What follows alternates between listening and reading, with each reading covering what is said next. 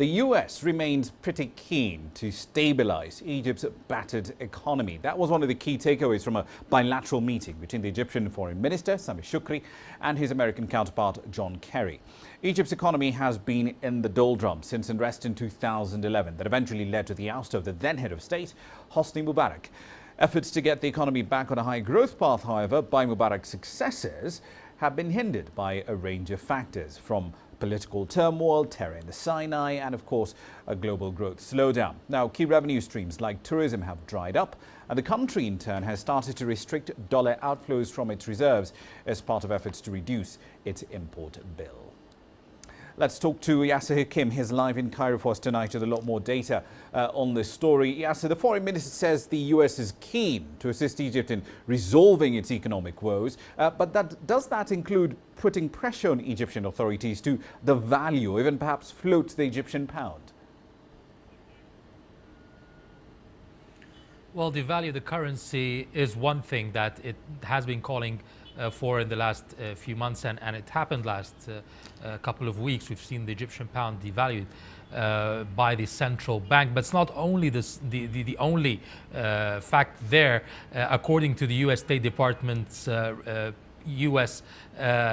investment climate report in Egypt, it says there is a lot of potential, a lot of intention by the Sisi government to attract foreign investments and U.S. investments in particular.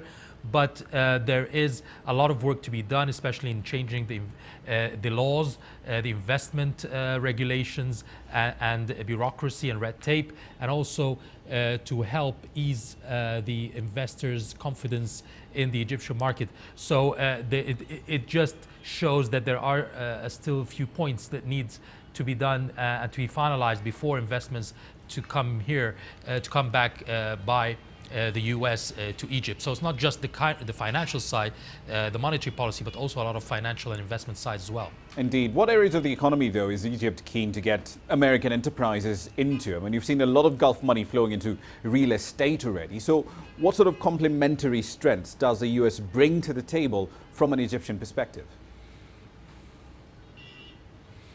Well, let's know that the US, for Egypt, the US is the highest investor in Egypt from the whole of Africa. So Egypt is the highest recipient of US investments in the whole of Africa, and the Middle East, right after the United Arab Emirates in the Middle East, number 2 in the Middle East.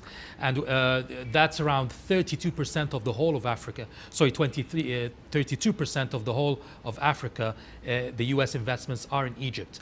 And this shows that there is close ties business-wise, even if politically there's a little bit of tension there. But what Egypt needs is not just oil and gas, which is a bulk of these investments, but more in the manufacturing side. Egypt needs more investments in chemicals, in telecommunications, in textiles and garments, to open up the assembly lines here, to open up factories here, to help also in employing employees, workers. So what Egypt needs from the US is investing around $3 to $3.5 billion in non-petroleum oil or non-oil and gas and non-energy products, $3 billion to $3.5 billion, and that needs to increase at this moment, and that's what Egypt is hoping to have from the US. Indeed. One last question for you, Yasser. Now that we do have you, to be remiss of us not to talk about nuclear power. Last year in November, Egypt and Russia announced a deal to build a power plant, 4 reactors up north in Dabar. Do we have any more new information on that deal, especially the terms of the loan to build the power plant and the planned generation capacity?